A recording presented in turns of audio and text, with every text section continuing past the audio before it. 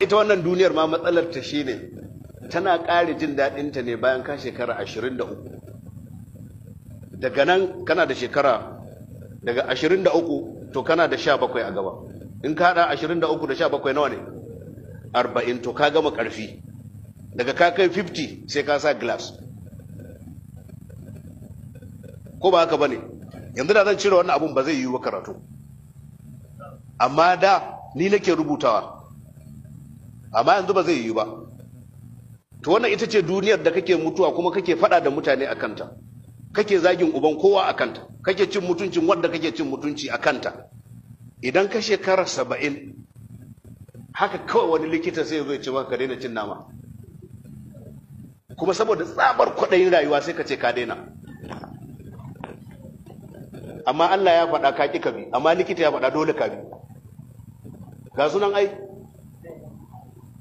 likitocin akwai mutum zai ce maka daina cin abinci kuma wallahi in ka kuskura ka ce sai ka gane ka cin.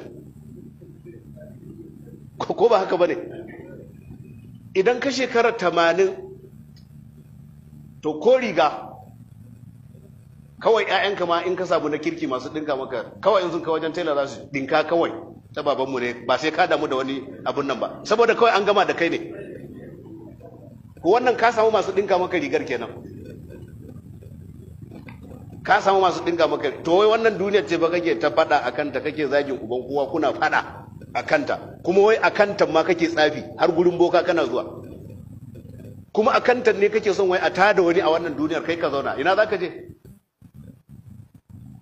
Ko kai hankali Allah bai bar mutanen kirki ba ma ballantana na banza a duniyar. Annabawa sun tafi, sahabbai sun tafi, waliyan Allah sun mutu, nagartattun bayan Allah duk sun mutu. Balle kai da duk inda ka zagaya jafa'i kake. Wannan karfin kada ya yaudare ka, wannan yarintar kada ta yaudare ka, wallahi za ta kare. Ka tambayi kakanku.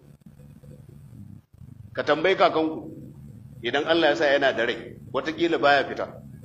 Ka tambaye shi a ina suka gamu da tsufa kuma ya kasa waske mata.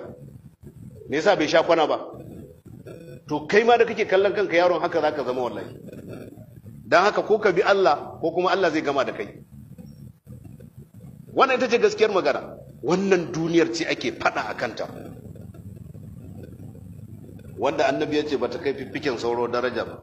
Da ta kai darajar fiffiken sauro ba zan shayar da kafiri ruwa ba a cikinta. Duk wannan bola ce. Inna ja'alna ma 'alal ardi zinatan laha linabluwahum ayyuhum. Inna ja'alna ma 'alal ardi ko da yake cewa sa'idan jurzan. Wallahi bola ce.